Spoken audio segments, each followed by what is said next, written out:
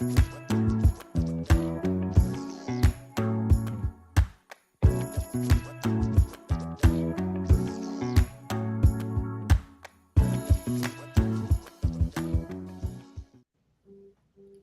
going on, everybody?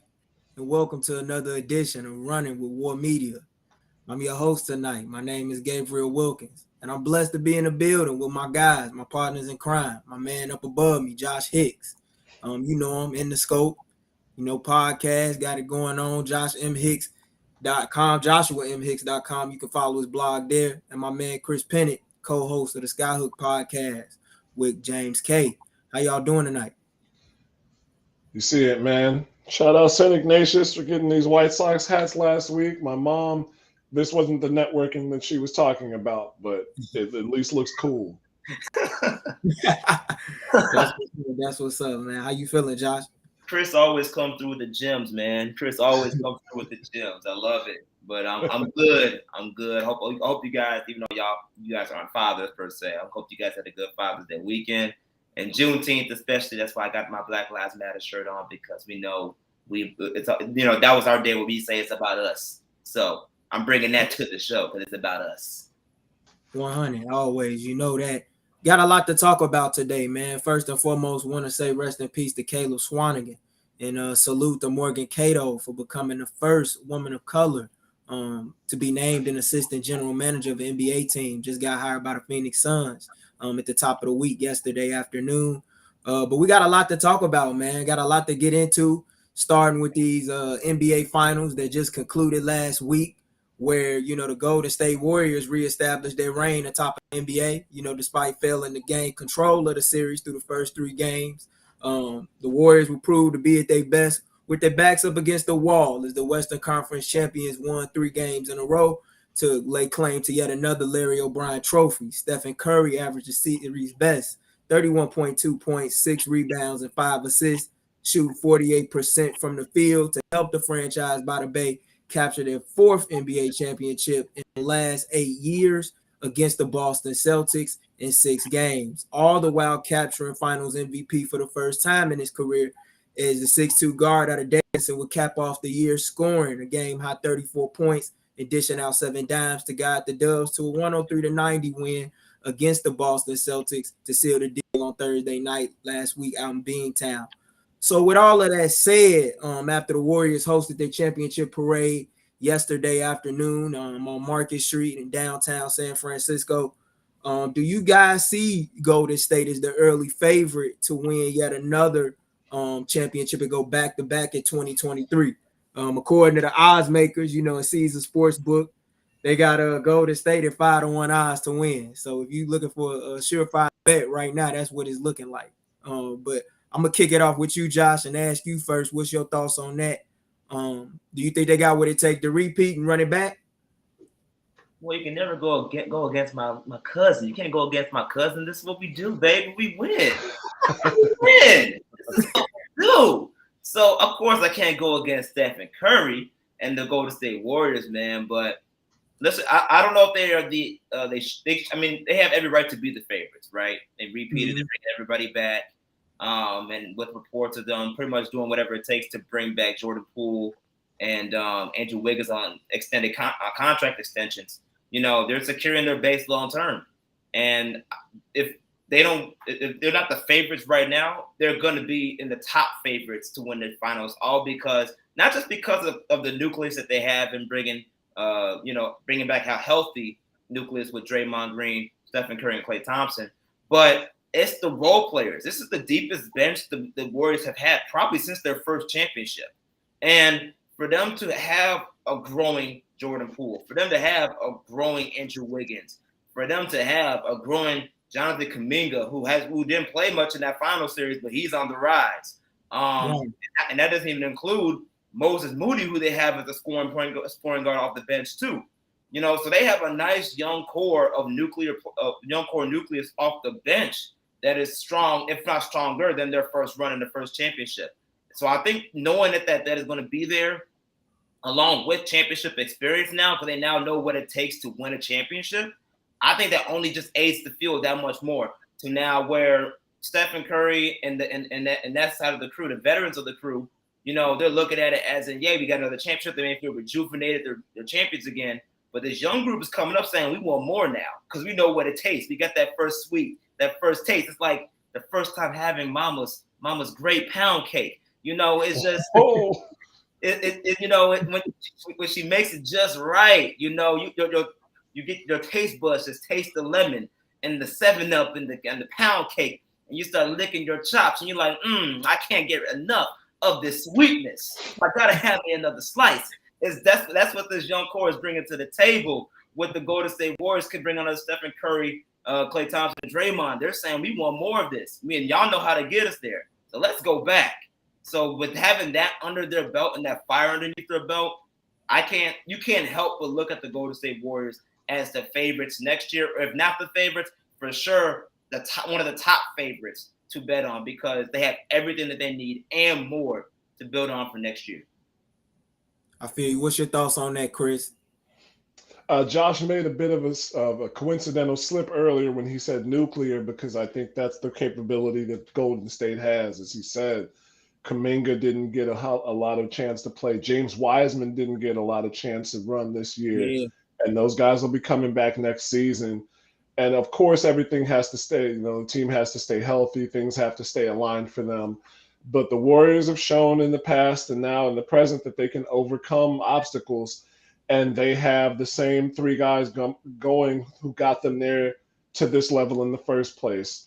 Draymond Green, Klay Thompson, and Stephen Curry, and Steve Kerr manning the helm. And even if Steve doesn't do the heavy lifting, because he was out for a good amount of time while Mike Brown was running things on the bench for the Warriors, and we've seen that in the past with Luke Walton when he did the same. He's the guy that I think just holds everything together. He's the glue of this team in a similar fashion, the way that he was on previous Bulls and Spurs teams. And they've got to be favorites. That being said, I think they're able challengers to the Warriors in the West and the East, not least of all which are the Memphis Grizzlies, who gave them a good run before Ja Morant got hurt. And as people have talked about, not to discount the Warriors, they have, like any champion, have had some luck when it's come to their finals runs in terms of teams who might have had a key player get injured or just some bad luck of their own. And the Grizzlies really looked like they were going to knock the Warriors off the top when they were in that series, even without Ja. They just did not have the guns to keep up with them in Game 6. So if there's anything that I can say where the Warriors could be a betting favorite, and betting favorites, we all know, the Cubs were a high betting favorite for a long time before they ever got close to winning a World Series, just because Vegas likes to keep that money flowing. For sure. The Grizzlies are somebody who can take on the Warriors. Boston, we saw, as somebody who can take on the Warriors. They need to figure some things out with themselves. And hopefully our hometown Bulls will be making a run for that top spot as well within the next season or two. But right now, with what they've shown, sure, the Warriors are the favorite. There's no doubt about that. I'm glad you actually brought up Memphis, because one team I had in mind being a big-time challenger to the Warriors reign the top of the West going into next season. And I thought about them immediately after the final buzzer sounded last Thursday night in Boston was Los Angeles Clippers. But with Kawhi Leonard, a healthy Kawhi Leonard returning to the mix, with Paul George or Reggie Jackson in the fold, who won't have to carry as much of a significant offensive load as he did this previous season, with those two back in the mix, they re-signed Rob Covington. Granted, Nicholas Batum declined his player option today, and we're getting to that later, you know, among a bevy of other offseason chatter and rumors and reports that have been circulating over the last 24 hours. But you brought up Memphis, and I want to stick with them for a moment because, as we know, Draymond and Ja Morant been, you know, back and forth on the Twitterverse, you know, talking a little trash here and there, talking about, you know, pull up to the trenches and whatnot like that. And Draymond saying the real estate in Boston, you know, was much more expensive, so they had to, you know, sell what they had in Memphis and whatnot. Is that a matchup that you think Memphis is ready to fully handle? Granted, I know, you know, Ja Morant got hurt, but it's some things that, you know, some roster moves that they're going to seek to make You really think Memphis got a legit chance of getting to the finals next year after just making some noise? Granted, albeit they've been in the playoffs back-to-back seasons now after going to the play-in through the first couple of years of Ja Morant's career. You think they got the noise to be a sleeper pick to get to the finals, Chris? Who, Memphis? Yeah, most definitely. Okay. They're not in this. They're not similar, to compare to the early 2010s Oklahoma City Thunder. But in terms of being that up and coming rising star team with a young budding superstar and a lot of able talent around them, yeah, that's a Memphis team that is going to be trouble. They showed all season. They had the most wins. They had the best record in the West, or the second best record in the West for the season, right? They were the number 2 seed in the playoffs. And they had guys who were in and out of the lineup with injury. Desmond Bane has shown that he is, I hate the term 3-and-D, but he is a very, very, very good 3-and-D player. I think he's a very good basketball player who is a great second option to Ja. A healthy Ja can take you just about anywhere you want to go, along with Jaren Jackson Jr. In fact, those three are a combination that any team would absolutely love to have. Tyus Jones is solid. Dylan Brooks is solid. And Memphis is for a small market team, they have a leadership group that knows how to put together a winning ball club when the time is right. So I think because of that, because they've got the young horses around them, because they showed in the playoffs that they know what it takes to stand up to a big time team, and not just in one game, not just surprise them in one game, but to really give them a run for it. That's why I think the Grizzlies are the top challenger. In terms of the Clippers, they can't depend on Kawhi just because Kawhi has a degenerative condition. His play, I think we've seen the peak of his play. And that's unfortunate for the NBA, for the Clippers, for all of us. But I got some fruit flies in here or something. We've seen the best Kawhi has to offer. He will be a solid NBA player, but he won't ever be as good as he was in 2019 or 2015 or 16. So that's why it's hard to say that the Clippers are going to be able to challenge in the same way, because they're depending on a player who won't be able to play 70 or 72 games in a season consistently. I get what you're saying there. I mean, I don't want to write on Kawhi just yet, though, man. I mean, he's proven before when he's coming off of injuries that he's capable of having a solid year. Granted, I don't expect him to play 75 plus games. If he plays 65 plus games, you would take that as a plus. I'm pretty sure if you're Lawrence Frank in the Clippers front office. But I could see Memphis being one of the picks in the West, or one of those sleeper teams in the West that catapults their way from a Western Conference semifinals appearance last year into the NBA Finals. But I also could see Phoenix, getting there. It's a lot of talks, about them maybe wanting to trade DeAndre Ayton. It's looking like a surefire thing that's going to happen. But who they bring in as a third star, no one knows at this point. But you got to consider them, considering that they had the best record in all of basketball last season, in spite of how, the season ended with a rough second round exit at the hands of Luka Doncic and the Dallas Mavericks. Who's your dark horse team, to be a threat to the Warriors, Josh? I mean, you got Chris saying Memphis. I done said the Clippers out west. It could be a team out east. Who you think, gonna have a say in whether or not the Warriors are able to repeat and accomplish their goal of winning a fifth championship in the last 9 years come 2023? I'm gonna stay in the Western Conference, and I'm gonna bring up the Denver Nuggets just because Denver, they did not have Jamal Murray this year. They didn't have Michael Porter Jr. this year, and they still, even though they lost in 5 games, or pretty much, I think either 5 games or they got swept by the Warriors. They lost in 5. They lost in 5. In a lot of ways, they still was very competitive with Jokic running the show and being the main superstar out there. Now you're about to have your main core guys come back, hopefully with them not just being healthy, but obviously improving their games as well. That's going to be a tough out for the Golden State Warriors to deal with, not just in the backcourt, but the front court as well. When you can get, Jokic was great this year, you put him in a pick and roll situation or pick and pop situation with, Jamal Murray, or have Jokic being a point guard facilitating with Aaron Gordon and Michael Porter Jr. on the wings. That's going to be kind of hard to defend, and that's going to be a challenge for the Warriors that they're going to have to be prepared for. And that's why the Warriors, especially if they're facing a team like Denver, they need to have a healthy James Wiseman.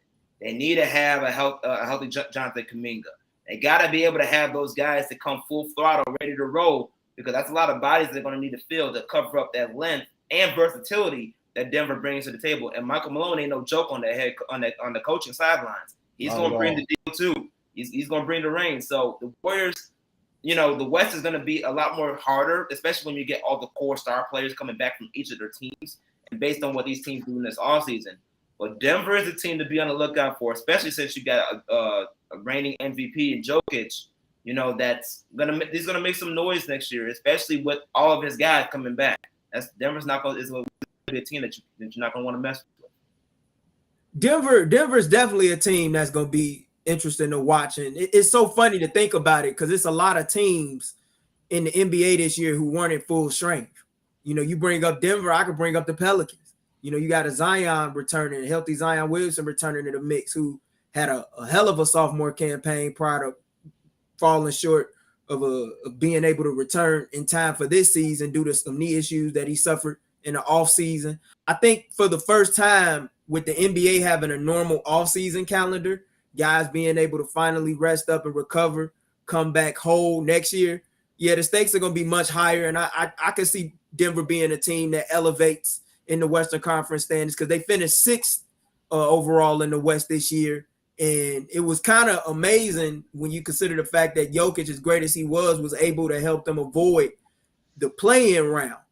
Looking back at that, but the West is going to be interesting. The league is going to be interesting next year, as we know.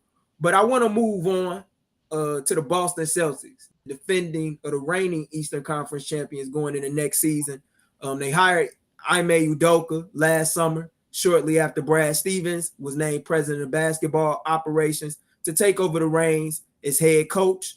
The Celtics posted an 18-21 record through the first 39 games of the season, yet found a way to still turn their season around following a tough loss on the road at the hands of the New York Knicks at Madison Square Garden in January, winning 33 out of their last 43 games to go from a fringe play-in team to a team that finished in the second spot in the Eastern Conference, swept the Brooklyn Nets in round 1 of the playoffs prior to knocking off the defending champion Milwaukee Bucks and overcoming a 3-2 deficit to defeat them in the Eastern Conference semis, advanced to the Eastern Conference Finals, took down the Heat, winning 3 out of their 4 games on the road to do so in a classic 7-game series to advance to their first NBA Finals as a franchise since 2010.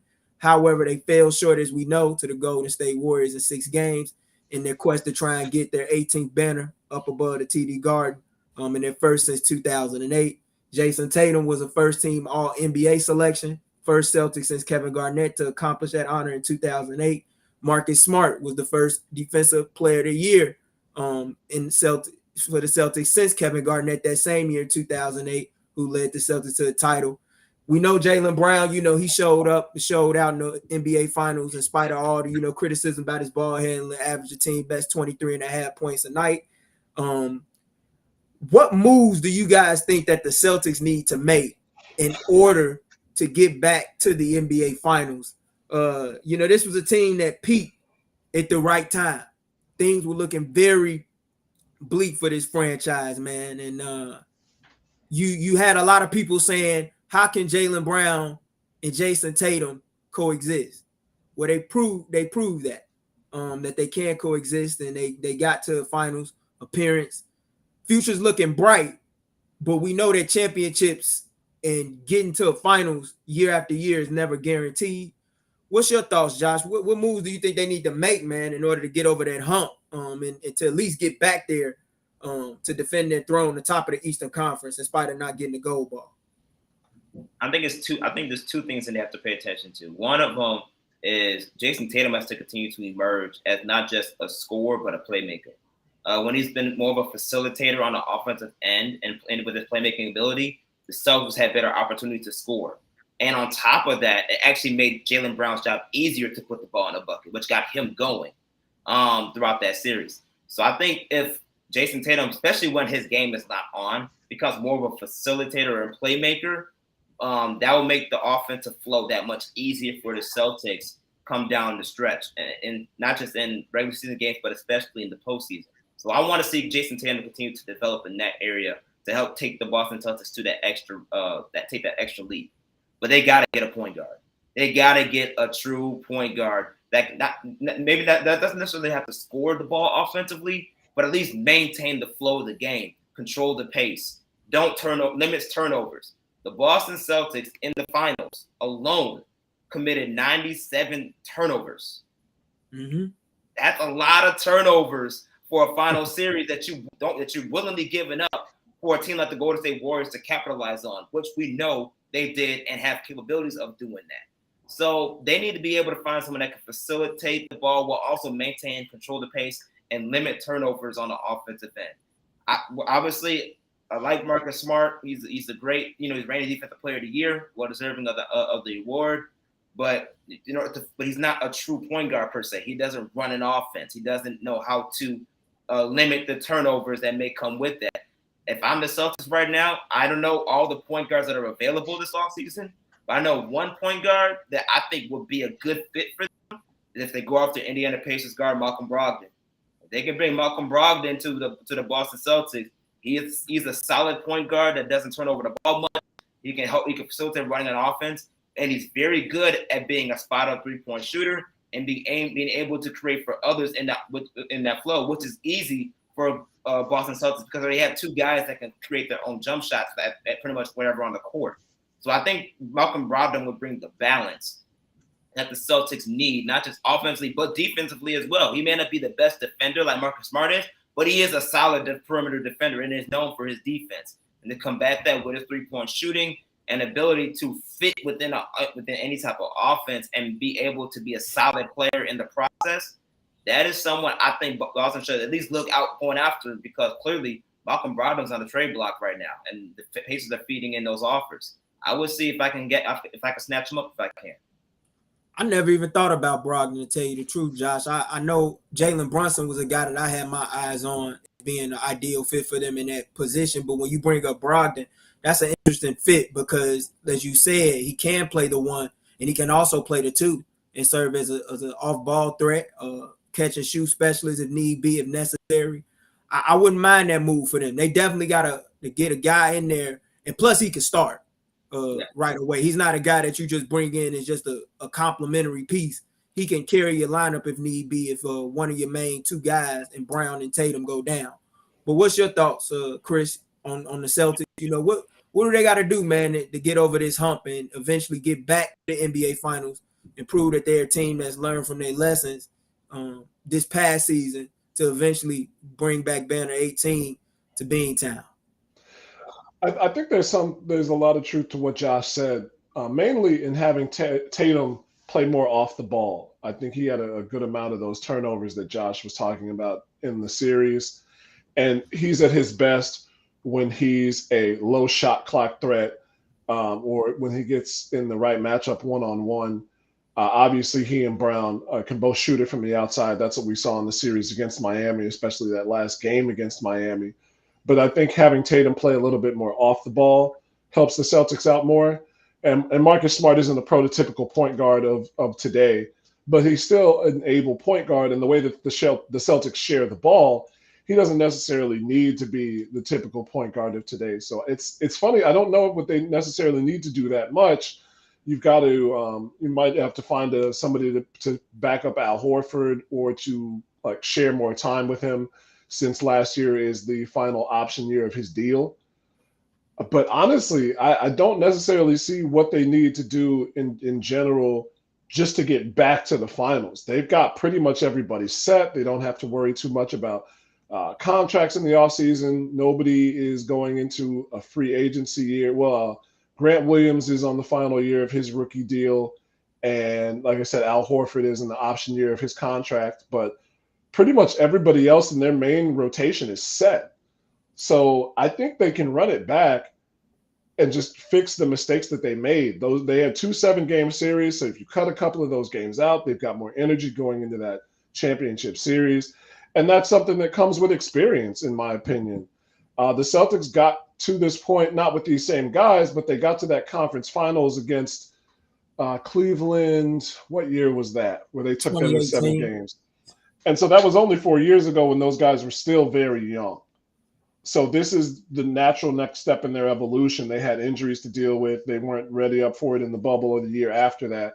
But this is pretty much what we expected to see from the Celtics, from their top two and the core that they built with Smart and the Williams boys, Grant Williams and the Time Lord. So I honestly don't think the Celtics have to make too many moves, with Brad Stevens being in the best spot for him, which is player personnel, gathering talent, not necessarily coaching it, because Ime Udoka proved that he can lead a team. So I don't want to upset the balance of chemistry.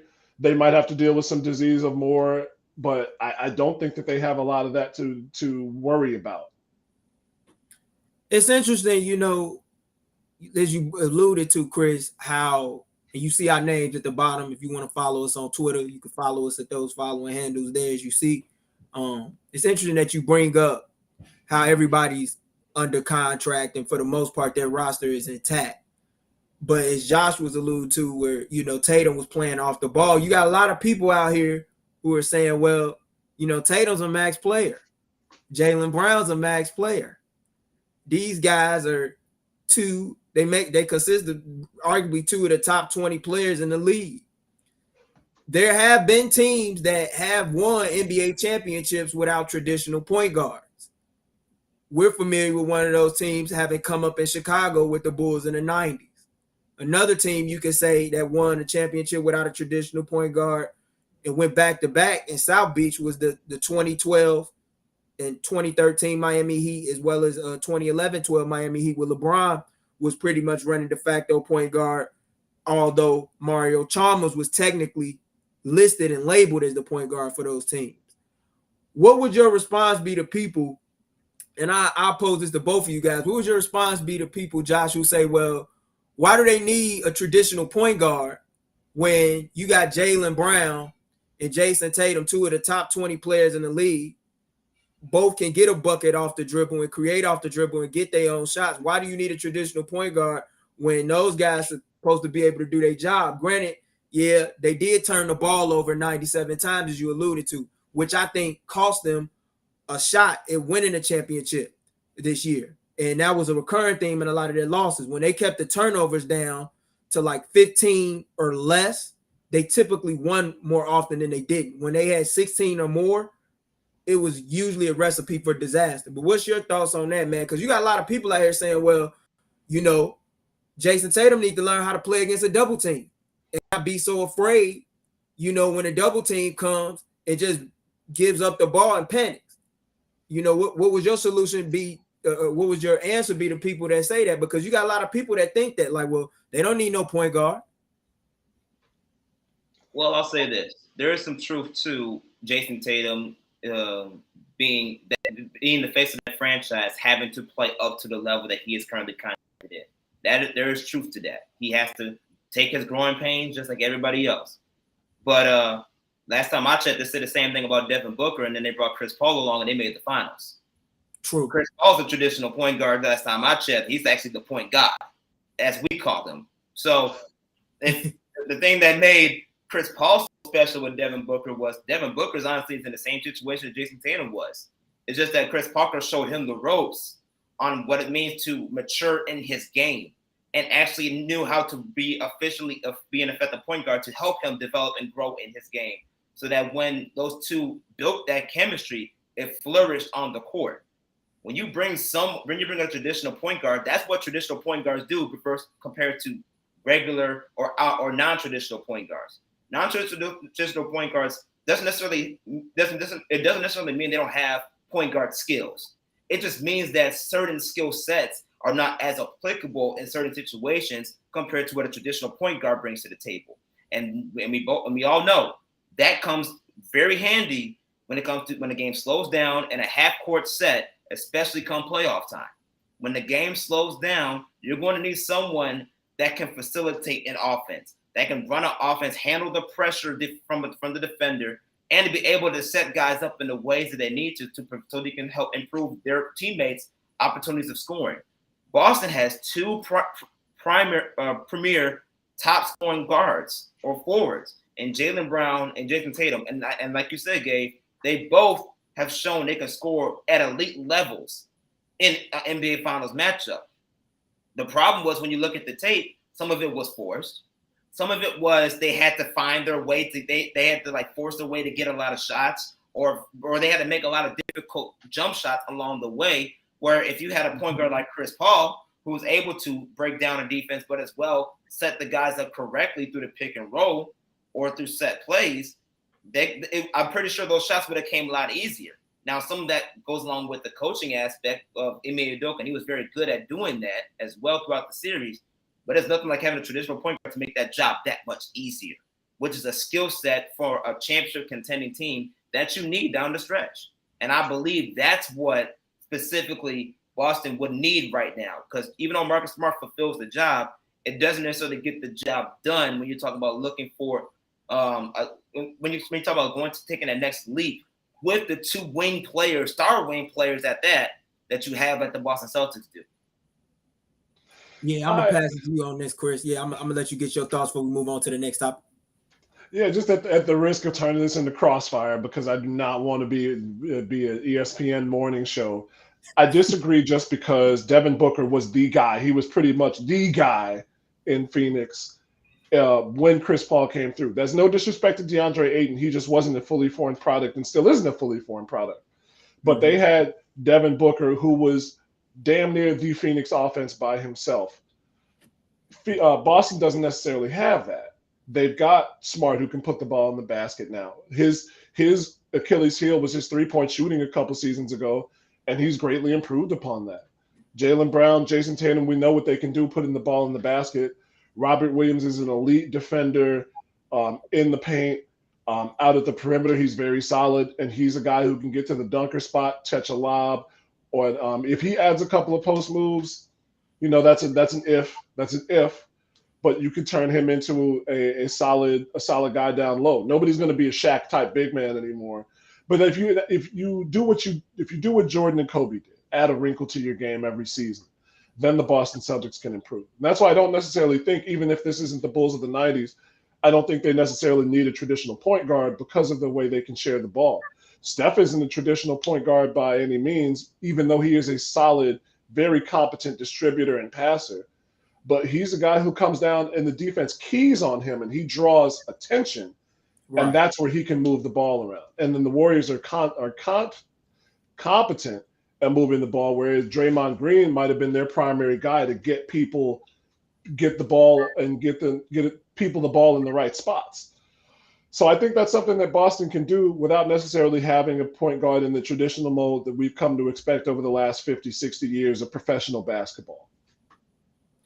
I agree, because one thing about it, it's hard to find traditional point guards in this day and age. It's only really a select few. You talking maybe left in the league, probably like John Wall, Chris Paul, Ray John Rondo. But either way, I think it'll be a very interesting offseason in Boston. And I think that they built a solid foundation for sure, where they put themselves in a nice position to at least get back. I think that this is a valuable learning experience for Tatum, a guy that won a gold medal last summer, and getting the chance to go to the NBA Finals and play on that stage. I definitely think this is something he'll learn from. A lot of people will rip him up all summer long because of the way he played in the finals, specifically in Game 6, only scoring about 13 points in that game. But at the end of the day, you can't argue against his talent as well as Brown's talent. I believe that Brad Stevens, while he has his job cut out for him and his work cut out for him, he'll figure out a way to get the job done. But I want to move away from the two teams that started this year's NBA Finals to some NBA offseason chatter prior to the draft and free agency on the horizon. According to Shams of The Athletic, Nets and 7-time All-Star Kyrie Irving are at an impasse in regards to some contract talks surrounding his future in Brooklyn. As sources are indicating that the 2016 NBA champion could consider the open market should the two sides not be able to come to an agreement on a new contract extension. Heat forward PJ Tucker has opted out of his contract next year for $7.4 million to enter the free agency market. at the top of next month as well, according to Shams. Is being reported that several championship contenders are expected to vie for the services of the former Texas standout. The Bulls have also been linked to him, according to Matt Moore of Action Network, and according to Matt Moore of Action Network again, as well as former NBA ESPN insider Mark Stein. Reports are indicating that more than likely or not, that there is a league-wide expectation that Rudy Gobert's next team is the Chicago Bulls, as the three-time NBA All-Star center and Defensive Player of the Year appears to be officially on the trade block out in Salt Lake City. So with all of that, what are your thoughts? We're going to get into, the Bulls, of course, with Rudy Gobert and that news, because that's some big news out the city, and a lot of people are having mixed reactions to that as well. What are your thoughts on the latest news to emerge across NBA channels over the last 24 hours? We know Nick Batum opted out of his deal, even though it's some expectations that him and the Clippers will come to an agreement of some sort by the end of free agency on a new deal. My reaction, when my guys posted this first is I thought it could work, and at the same time, I wouldn't necessarily like it just because Rudy is such a clown to me. And it's weird because that doesn't have a lot to do with basketball, right? Though chemistry is important. But when your man has to miss a game because his bees stung him, that was a lot. When your man, not to mention all of the stuff with the microphones at the beginning, this man wasn't the cause of the outbreak, but he sure didn't help. And so there's something to be said for that, for this Bulls team that's still trying to find its footing as a playoff contending, championship contending team, as their stated intention is. You want to keep stuff on the court, and I don't necessarily know if Rudy's a guy who will keep things on the court. And for everything that everybody has told me about his on-court ability on the offensive end, I think there's better fits for him to run in the pivot. I won't give away the name now since we're just discussing him, but I think there's better options for the Bulls to have at the 5 position. So as much as I think it could work and be beneficial, I wouldn't make the move. What's your thoughts? Well, me and Josh, we done talked about this. We know Rudy Gobert's contract, and it only goes up by the year. He getting Jokic type of money. So this is a big commitment financially if the Chicago Bulls make this decision. Now, I know, Chris, you say you won't name names, but there are a ton of centers that could be had. DeAndre Ayton's one of them. Miles Turner is one of them. And that's my guy. Out of Indiana. It's a lot of centers. Clint Capella could even be had at a much lower price, who offers the same type of skill set as a Rudy Gobert. However, I got a lot of questions about the Bulls trying to go after Rudy Gobert just from the way their offense plays from a stylistic standpoint. They don't run much pick and roll.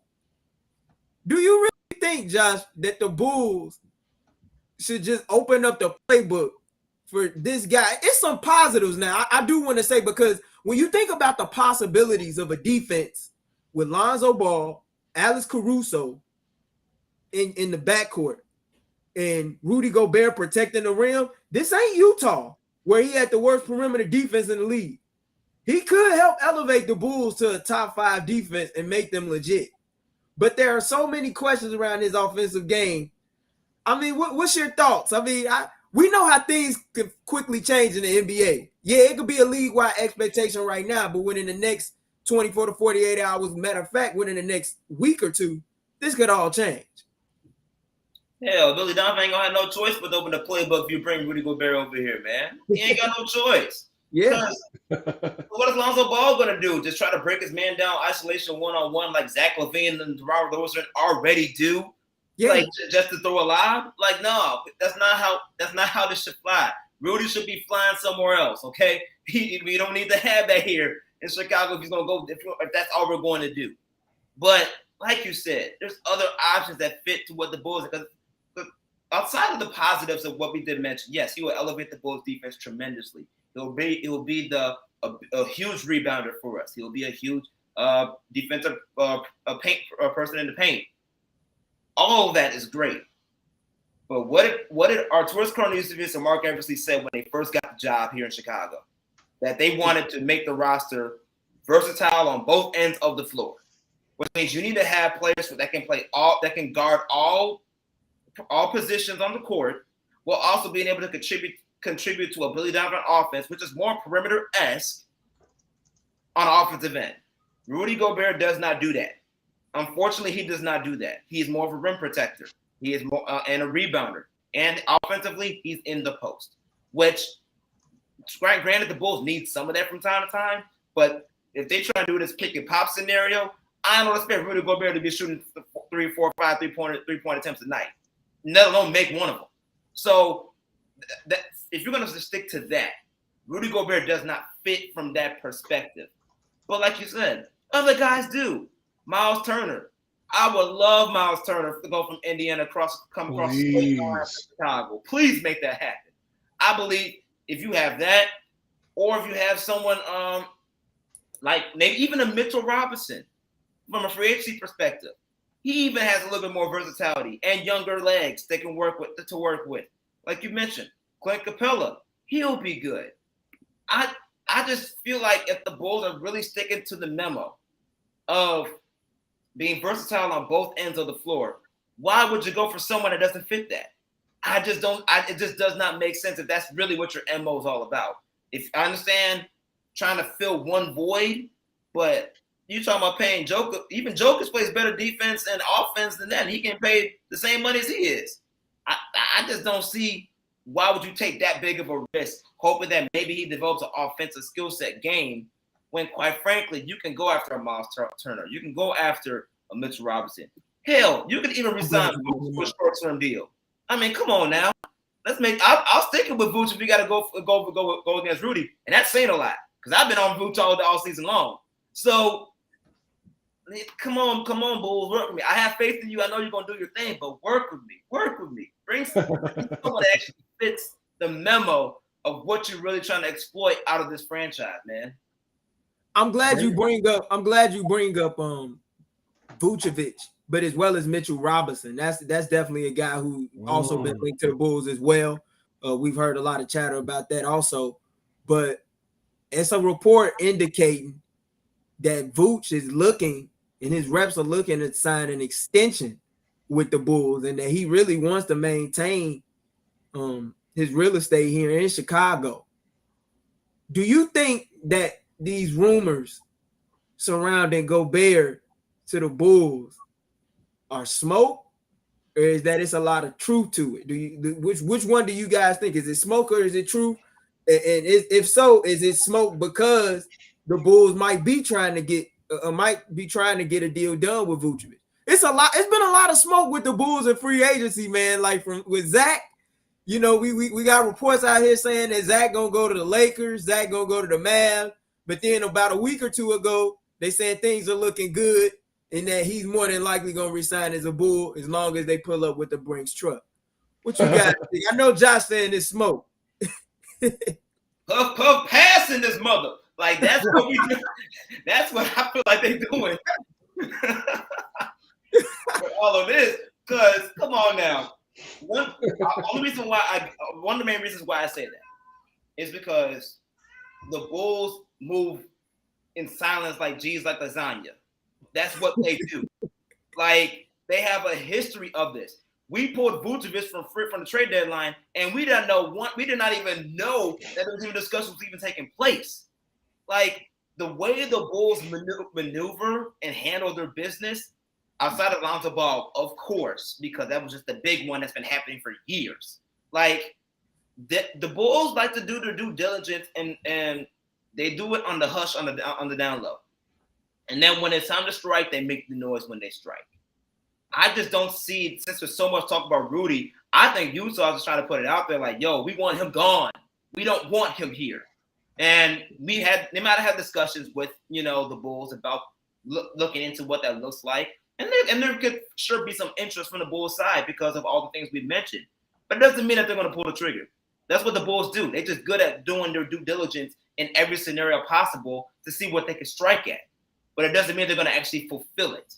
And because of that, I think that relationship is so severed in Utah now between Rudy Gobert and the Jazz that the Jazz are using the Bulls as the scapegoat to say, hey, we're trying to get this dude out of here. Like, this is what we want. So because of that, let it be known, although he may not go to the Bulls, and I believe I saw a report recently today from Casey Johnson saying that, the reports of the Bulls actually going through with this are kind of overrated or over-exaggerated. I just think that at the end of the day, when you want something done, you want to get your point across. You'll find a way to get that point across. And we see that through agencies, and we see that through front offices a lot. So I think this is just smoke and mirrors for the Utah Jazz to say, hey, this guy's available. You may not want to talk about it now, but, he's available.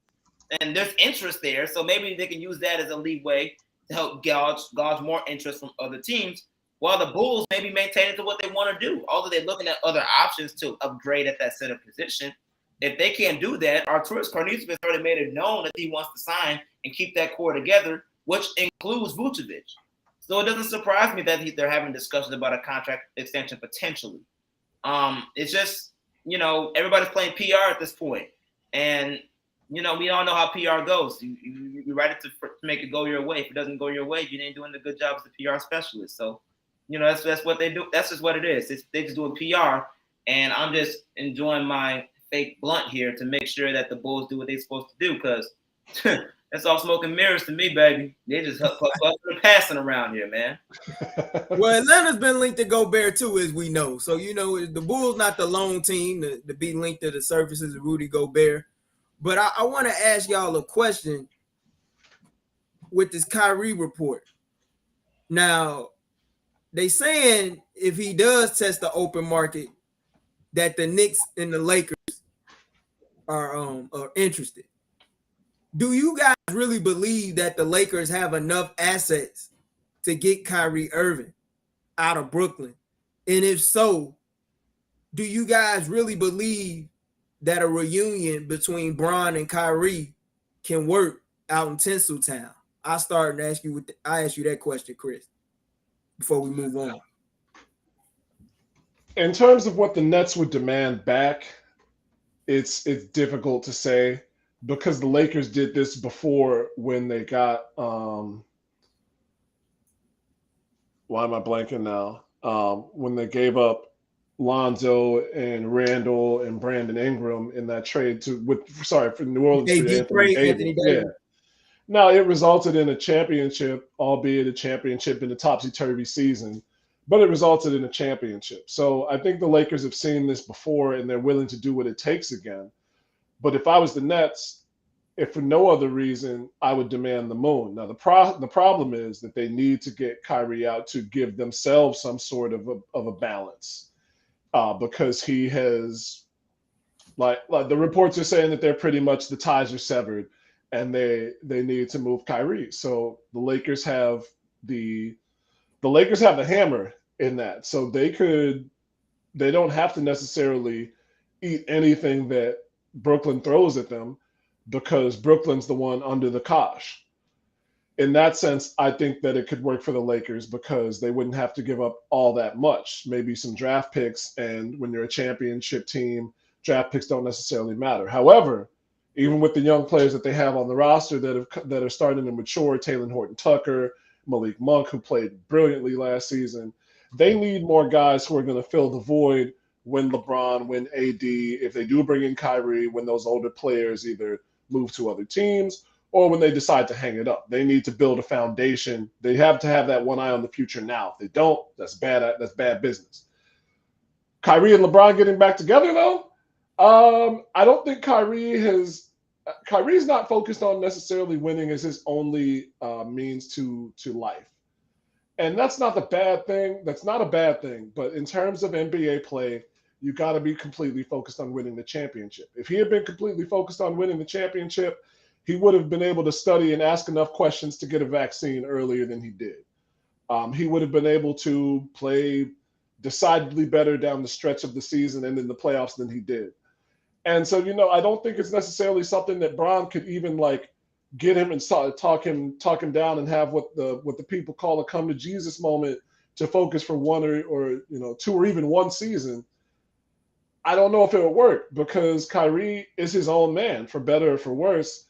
And the Lakers need somebody who's going to fall in and not just necessarily do what LeBron wants them to do, but just come in, add to what they have, and get them back to a place of prominence. I don't think the Lakers are it in any respect, and I don't think just bringing in another big name is going to help them out.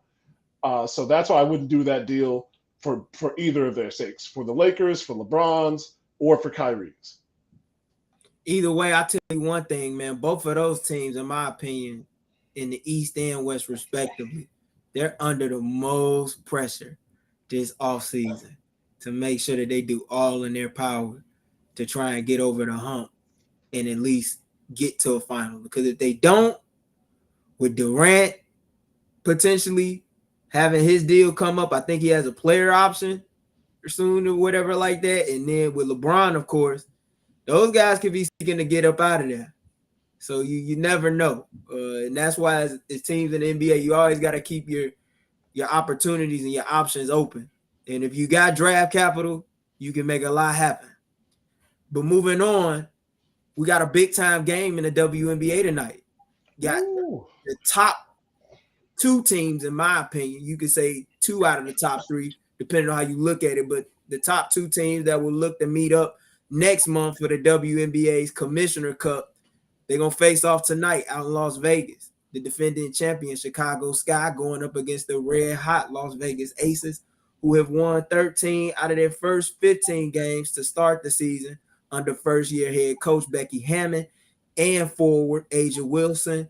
All-Stars been posting 28.3 points and 8 rebounds on over 60% shooting from the field over her last 3 games. Scott come into this one looking to avenge a very tough loss that I got a chance to catch on TV the other day on Sunday. To kickstart their 3-game road trip is they fell 89-87 against the Indiana Fever out in Indiana without Candace Parker, who missed her second straight game due to nursing a knee injury last Sunday. You can catch tonight's game, by the way, at 9 p.m. Central Time on CBS Sports Network. Last time these two teams met here in Chicago on Memorial Day weekend, I know you was in the building, Chris, as well as Joshua, for that. The Sky fell behind early.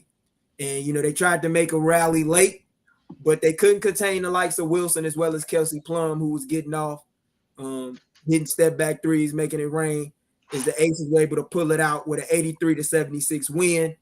I believe that was on the Saturday before Memorial Day weekend. What must the Sky seek to do tonight in order to secure a big-time road victory against the hottest team in the W right now with Asia Wilson, who's looking like the MVP of the league?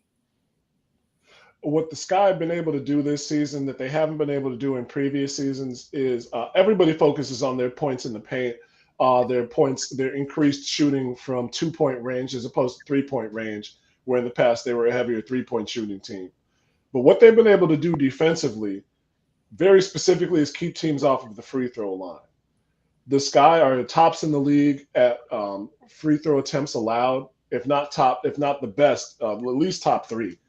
And Las Vegas was one of the few teams that they did allow to shoot a high number of free throws, and that's Las Vegas's bread and butter. So you're bringing one team's strength against another team's strength, the prototypical offense, defense.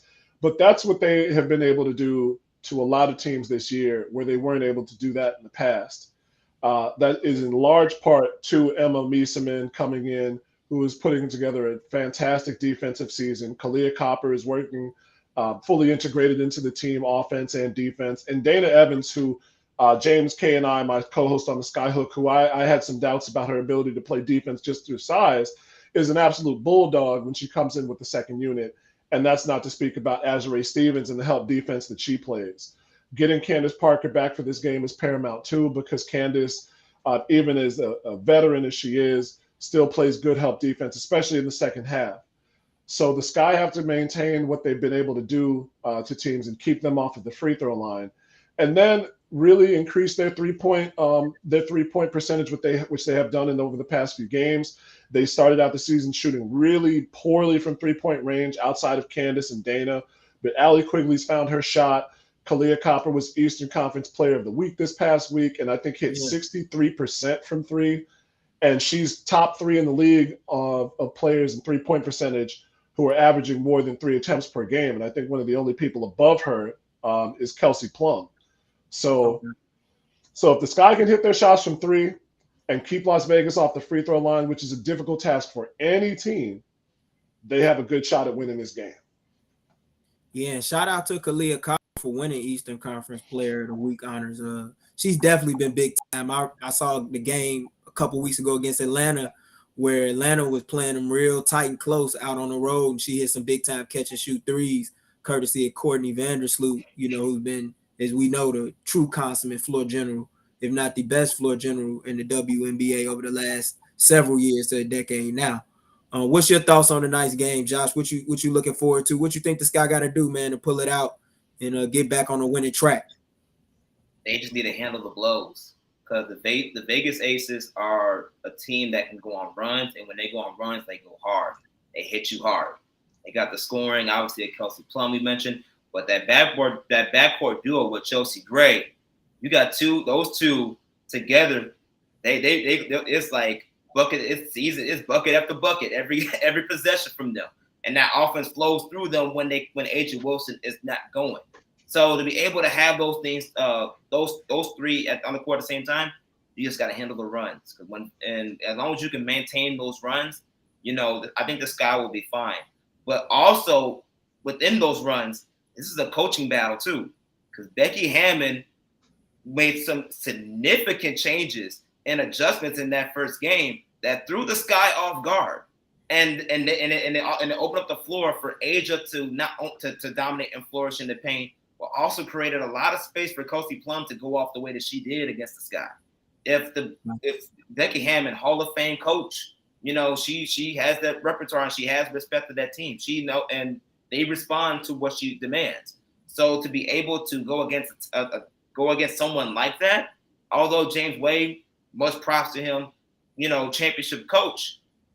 That's another whole other beast on the other side. We were talking about being as an assistant coach against arguably one of the greatest coaches of all time, in Greg Popovich, for numerous of years, and bringing that schematic scheme to the WNBA.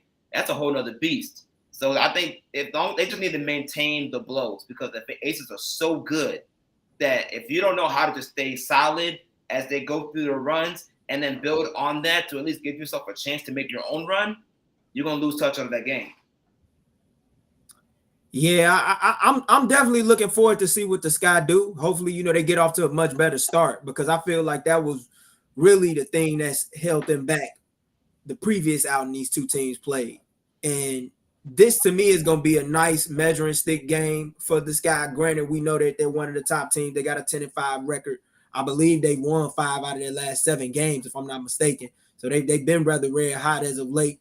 To me, this is going to be a big-time game. And there's going to be a game that they're going to use for film breakdown when they meet up for the Commissioner's Cup, next month, which I believe will be July 26th. So these two teams are going to be seeing one another quite a bit. And this game might be a potential playoff preview. So you never know. This is definitely going to be a big-time game tonight. So make sure you got your eyes on it. But I want to move on to the big three, that went down this past weekend. It's set to be in town yet once again for the second weekend in a row at the Credit Union One Arena on the campus of UIC. Josh, I heard you was there, man. I saw, some of the action on CBS and The Zone. Glenn Rice Jr., Glenn Rice's son, was getting down with power. ISO Joe was, doing his thing for triplets. What caught your eye out there, man? Michael Beasley came out the gate swinging. And I was like, okay, Michael, okay, Beasley. He's making his plan to go back, to go eventually make his way back to the professional realms. But he did sign that contract, a multi-million-dollar contract, to go overseas play in China.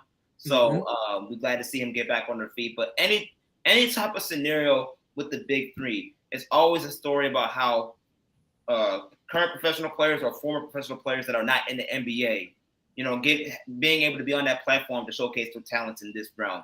It's always a testament to see, and always a great story to look at and tell, especially for guys like ISO Joe, for guys like Michael Beasley, for guys like Josh Powell, Frank Sessions, things of those and players of those calibers, and to be coached by GOATs in the game, legends in the game. Rick Barry coaching this season. You got Nancy Lieberman coming back with Lisa Leslie, coach of the years in the league. Big Oak, you got Charles Oakley, Rick Mahorn and those guys. Like, these guys that have this history to bring that knowledge and talent to those guys. This go around, it's always a pretty special thing to watch and pay attention to. But each season gets better, and I'm looking forward to seeing what they do next week. I'm planning to be there, so we'll see how that goes. But it was a great experience overall, very family friendly. And it was a pretty good turnout, especially considering that it was Father's Day on the Sunday that I went. It was a pretty good turnout with their kids and the families together like that. So, there's always a good time checking out the Big Three. Yeah, I see my guy Gerald Green was out there too, fresh off of a G League championship with the Rio Grande Valley Vipers, and he was doing this thing too for a guy that said he was retired. It was working on the Rockets coaching staff within the player development department, not too long ago. So that was positive to see. And I like that. One thing I do like about the Big Three is giving guys a second chance, to get in front of those bright lights and play again. Because as we all know, a lot of guys, when they retire from the league, they have basketball withdrawals. A lot of guys don't know what to do without the game. And, that's something that's real cool and special to watch. And just to let you guys know, if you can't catch it up close in person this weekend, you can make sure to check that out on CBS and The Zone. They got you covered. The Zone streaming games left and right, Big Three action and coverage there. So it should be fun. I wanted to get out to it myself, but I got caught up with my pops out in the burbs on Sunday. So I definitely might try to get out there this weekend myself. If I do, Josh, I'll definitely let you know. But with all that said, man, as you see our names underneath our faces, you can follow Chris Pennant at his Twitter name right there. I'm going to let you say what it is. I don't want to butcher it.